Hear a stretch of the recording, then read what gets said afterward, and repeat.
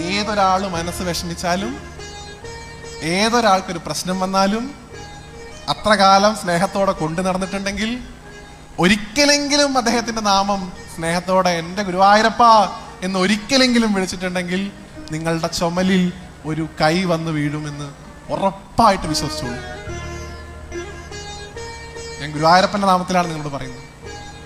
ഭഗവാനെ നിങ്ങൾ ഒരു സെക്കൻഡ് നിങ്ങളുടെ ജീവിതത്തിൽ അദ്ദേഹത്തെ നിങ്ങൾ സ്നേഹിച്ചിട്ടുണ്ടെങ്കിൽ, ഒരൊറ്റ നിമിഷം ഭഗവാനെ നിങ്ങൾ പ്രേമത്തോടെ കണ്ടിട്ടുണ്ടെങ്കിൽ, നിങ്ങൾക്കൊരു വിഷമം വരുമ്പോൾ, നിങ്ങൾക്കൊരാപത്ത് വരുമ്പോൾ ഭഗവാൻ നിങ്ങളുടെ മുമ്പിലുണ്ടാവും. അത് 4 കൈയുള്ള വിഷ്ണുവായിട്ടോ ഓടക്കോയിൽ വായിക്കുന്ന കൃഷ്ണനായിട്ടോ ആണെന്ന് വിചാരിക്കരുത്.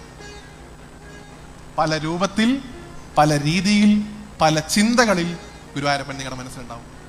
നേരത്തെ പറഞ്ഞല്ലോ, ഭഗവാൻ ധർമ്മച്യുതി വരുന്ന സമയത്ത് അവതാരങ്ങൾ എടുത്തുകൊണ്ടേയിരിക്കും. എവിടെയാ അവതാരങ്ങൾ എടുക്കണേ? ഹരിദ്വാറിലോ ബദ്രിയിലോ ഉംബർനാടോ അല്ല, നിങ്ങളുടെയൊക്കെ മനസ്സിലാണ് ഭഗവാൻ അവതരിക്കുന്നത്. ആ 2 കുഞ്ഞിക്കായി നിങ്ങളുടെ തോളിൽ വന്ന് വീഴുന്നത് നിങ്ങൾ അനുഭവിച്ചറിയും, ഭഗവാനെ വിശ്വസിച്ച് നിങ്ങൾ ഭജിക്കുന്നെങ്കിൽ. അതാണ് ഗുരുവായൂരപ്പന്റെ മഹത്വം.